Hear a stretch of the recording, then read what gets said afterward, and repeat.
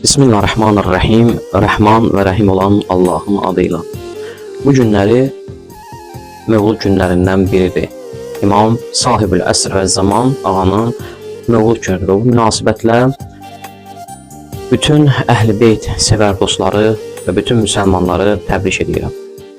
Məhəmməd İbn Həsən Əl-Mehdi Əcəlallahu Teala Fərəcəhu Şərif Hicri qəməri tarixi ilə 255 və ya 256 və yaxud 258-ci il milad 869, 870, 871-ci ildə Şaban ayının 15-i Ərəb xilafətinin indiki İraq Respublikasının Samiri şəhərində dünyaya gəlmişdir. Atası Cəfəri şiyələrinin 11-ci imamı Həsən ibn Əl-Əskəri, anası isə Nərciz xatundur.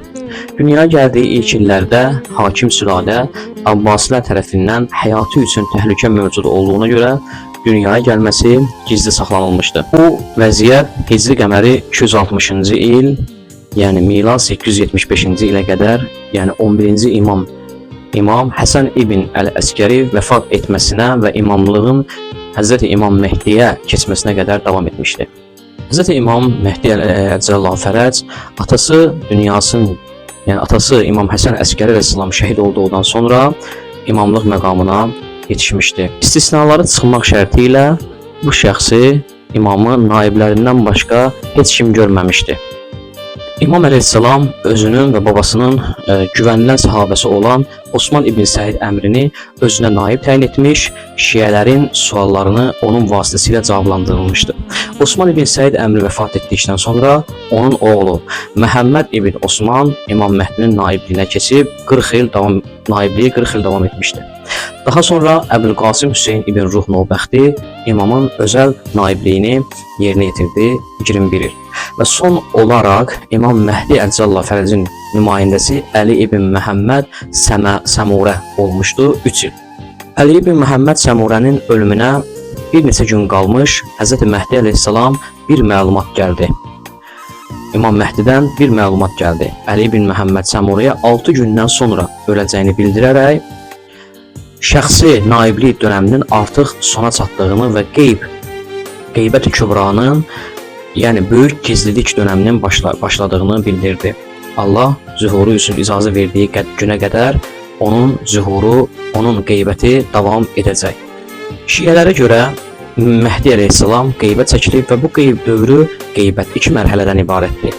Birincisi qeybət-i suğra, kiçik qeyb, İkincisi isə, yəni hicrətin 260-cı ilindən başlayır, hicrətin 329-cu ilinə qədər davam edir, 69 il.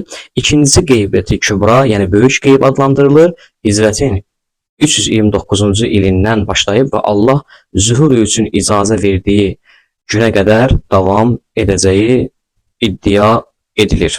Dostlar, hər iki məzhəbin, yəni həm əhl-i sünnənin, həm əhl-i şiənin qəbul etdiyi bir hədisi mən buyuracağam.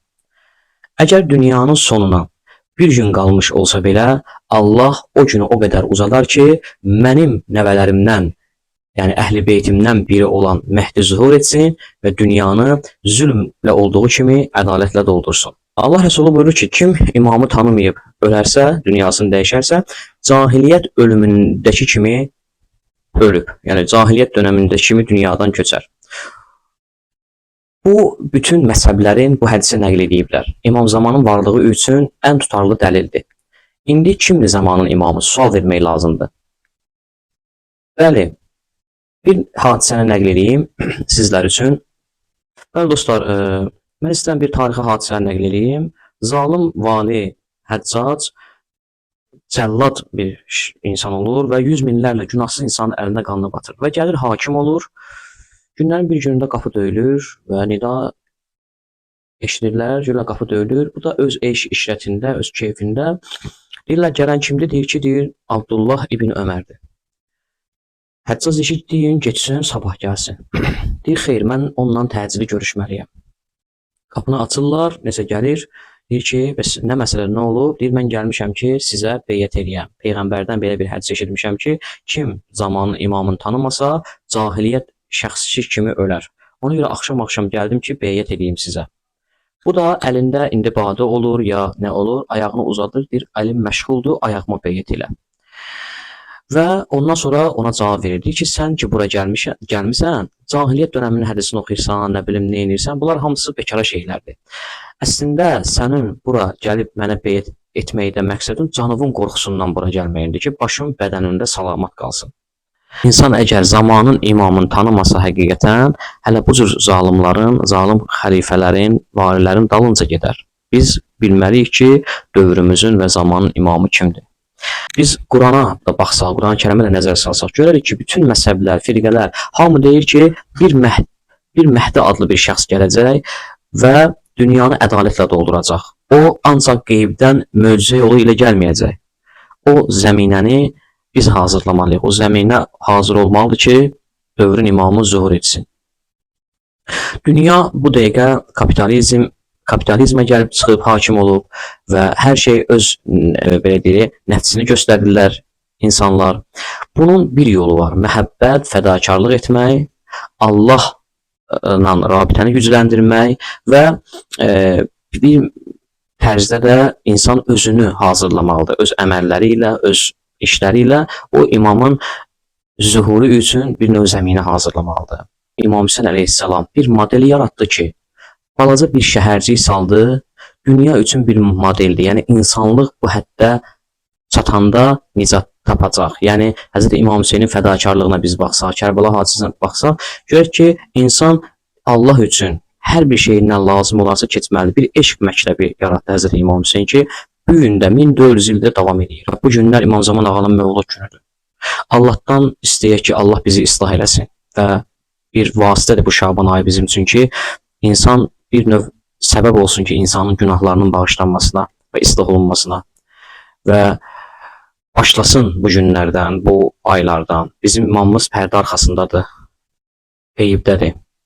Bir alim nəql edir, danışırdı ki, deyirdi, mən Cəmkəranda dua edəndə məscid dolu idi adamla. Deyir, gözümdən pərdə götürüldü, İmam Zaman ağanın orada olmasını gördüm. Sual verdim, ağa niyə zuhur etmirsən? Cavab verdi ki, bura ziyarətə gələnlər hamı öz mətləbləri və hacətləri üçün gəliblər. Demək olar ki, hamı. Bir-iki nəfərdən başqa ki, deyə ki, ağa biz sənin zuhurun gəlməyini istəyirik. İnşallah Allah Taala Həzrət İmam sahibi əsr və zamanın zuhuruna təcil versin və bizlər hər bir kəs qiyamətdə öz zəmanəsinin imamı ilə məhşərə gələcək. Biz İmam Zamanla məhşərə gələcəyik və o bizə şahidlik və şəhadət edəcək. Allah bizi İmam Zamandan ayrı salmasın. Bir daha mövlud gününüz mübarək olsun. Esselamu aleykum və rəhmətullah və bərəkatuhu.